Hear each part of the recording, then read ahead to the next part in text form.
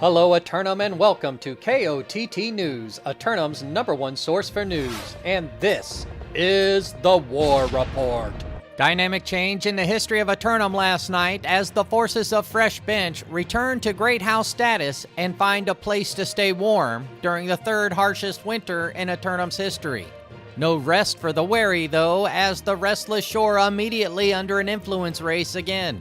As part of 4 locations, citizens can get their open world PvP fix on later tonight.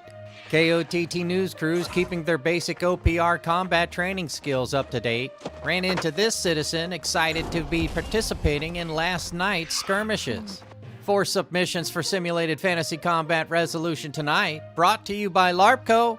Remember, if it isn't LARPco, it's cardboard. Tonight, the Covenant converts of the Outcasts attack the Marauders of Farmamentalists for control of the bear-infested forests of Brightwood. Sensing a breach in the Syndicate control of the Central Corridor, the proselytizers of the island swoop in to convert the region by showing faith against the Marauders. But the Farmamentalists have seized their march across the island and have hunkered into position in order to sit out the cold, awaiting their next opportunity to fight on their terms.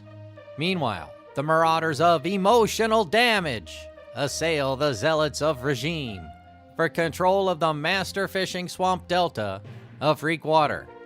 Emotional Damage making Regime run their troops back and forth between their 2 holdings, forcing them into a 3rd straight night of defense. But will the High Holies of Regime feel even the least bit winded as they redouble their faith and prepare to hold off yet another attempt by a group of Marauders?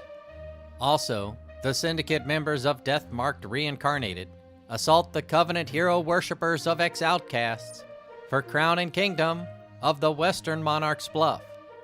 Utilizing the most basic of strategies to overcome a foe, Death-Marked Reincarnated secure an offense against an outcast force otherwise occupied in an offense elsewhere tonight. But will the Outcast yield the keep on Werna Isle, or field it with the teammates more specialized in defensive efforts in order to win all of their fights tonight? Because in the nightcap, the Covenant hero worshippers of the Outcasts assail the Marauders of 604's Colt Dodgers for control of the island's secondary oil reserves in Cutlass Keys. Outcasts finding that the coal from Morningdale and Monarch's Bluff have not been enough to keep them warm as the temperatures drop, and seek to secure yet another heat source before things get even colder. Dodgers' forces have been keeping warm by mauling out in the mosh pits, but faced with an opportunity to participate in combat on the battlefield, they've rushed to the fort and begun preparations to defend.